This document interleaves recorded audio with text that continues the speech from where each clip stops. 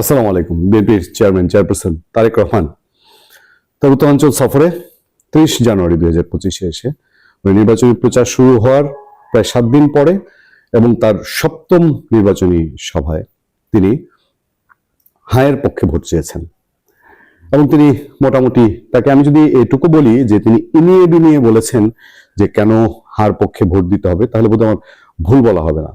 তিনি তার কর্মী সমর্থকদের বলেছেন যে আমরা জুলাই সনদে গিয়েছি, আলোচনায় গিয়েছি, বাংলাদেশের রাজনৈতিক দলগুলোর সঙ্গে ঐক্যমতে আলাপ করেছি, কোনো কোনো ক্ষেত্রে আমাদের আপত্তি আছে, সেটাও আমরা প্রকাশ্যে বলেছি, আমরা লুকোচুরি করিনি। তো আপনারা ক্লিয়ার, তিনি তার নেতাকর্মীদেরকে বলেছেন যে আপনারা ধানের শীষে ভোট দিবেন এবং দ্বিতীয় যে ব্যালটটি আছে সেই ব্যালটটিতে আপনারা হায়ের পক্ষে ভোট দিবেন, হায়ে একটা সিল দিয়ে আসবেন। এবং তিনি তাদের যে সংস্কার প্রস্তাব ছিল সেই সংস্কার প্রস্তাবের কথা তুলেছেন, যে সংস্কার প্রস্তাব তারাও সংস্কার চেয়েছেন।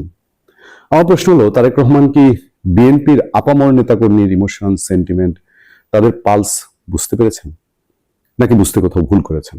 তারই বক্তব্যের পরে ধরেন যারা ন্যায়ের পক্ষে বা এই সরকার বিরোধী অথবা এই সংস্কারকে যারা মনে করছে এটা কালক্ষেপণের একটা প্রক্রিয়া ছিল, সৎ উদ্দেশ্যে সৎ মনে বাংলাদেশে সংস্কারের কাজ এই সরকার করেনি, তারা বাদ দিলেও তারা তো আহত হবেন, যারা ন্যায়ের পক্ষে তারা তো আহত হবেন, এটা নিয়ে বলার কিছু নেই।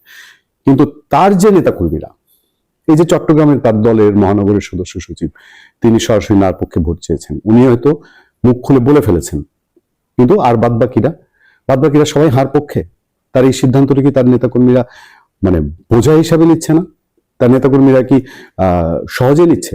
এবং এর ঠিক আগের দিনই দেখেন ঘটনা কোথায় ঘটেছে। এর আগের দিনই সাদেক কাইম, ঢাকা বিশ্ববিদ্যালয়ের ভিপি, সে তার বক্তৃতায় বলেছে যে তারেক রহমান কেন হার পক্ষে ভোট চাচ্ছেন না, তারা হার পক্ষে যেন ভোট চায়, এই জন্য তাকে বেশ টিপ্পণী করেছে। আমরা এই নিয়ে আপনাদেরকে আলোচনায় জানিয়েছি।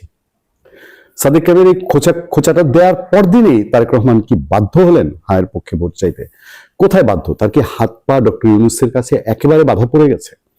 এই শুরু থেকেই পুরো দেশের সেন্টিমেন্ট, তার নেতাকর্মীদের সেন্টিমেন্ট, সবাই বলছে তারেক রহমান কেন এই সরকারকে ছাড় দিয়েছে, কেন এই সংস্কারের নামে এই ভণ্ডামি করতে দিয়েছে, কেন তারা জানে যে সংস্কার বলতে তারা কিছু করছে না। তারপরেও তারেক রহমান তিনি আবার এবার এসে চাপে পড়ে, এটা সরকারের চাপ নাকি সরকারের যে সরকারি দলগুলো আছে এনসিপি, জামাত ইসলাম, তাদের চাপ, সেজন্য তাকে হার পক্ষে ভোট চাইতে হলো। এই ভোট চাইতে যাওয়াটা তার কি ধানের শীষের কিছু ভোটে প্রভাব পড়বে না? সনাতন ধর্মাবলম্বী ভোট বা আওয়ামী লীগের ভোট, যেগুলো বিএনপির পাওয়ার সম্ভাবনা তৈরি হয়েছিল, সেই ভোটগুলো কি এখন কিছুটা রিস্কে পড়বে না? এবং তার দলের যারা ভাসমান ভোটার, মানে সমর্থক কিন্তু কর্মী না, তারা কি এটা ভালোভাবে নিবে? আপনি দেখেন তারেক রহমান এই বক্তৃতা দিতেই জামাতের আমির ডাক্তার শফিকুর রহমান তিনি সমাবেশ করে বলছেন যে একটা দল ঠেলায় পড়ে হায়ের পক্ষে ভোট চাচ্ছে। মানে বিএনপি এবং তারেক রহমানকে কতটা টিপ্পণী কাটে জামাত ইসলাম এখন, যে বিএনপি ঠেলায় পড়ে হায়ের পক্ষে ভোট চাচ্ছে। তাহলে আমি যে কথাগুলো বলছি, আপনি বলতে পারেন যে আপনি গড়পড়তা কেন বলে যাচ্ছেন বিএনপি মানুষজন হায়ের পক্ষে ভোট চায় না, নায়ের পক্ষে ভোট চায়। আরে ভাই, তারেক রহমানের পরের যে পদগুলা দলে মেজর হাফিজউদ্দিন আহমেদ, স্থায়ী কমিটির সদস্য, তিনি তো একদম প্রকাশ্যে মিডিয়াতে বলেছেন যে সরকার হায়ের পক্ষে ভোট চাইতে পারে না। এবং এতদিন যে তারেক রহমান চুপ ছিলেন, তারও তো গুরুত্ব গরজ নাই দেখে তো তিনি চুপ ছিলেন। তার মানে কি, হানা নিয়ে তিনি নিজেও টানাটানির মধ্যে আছেন।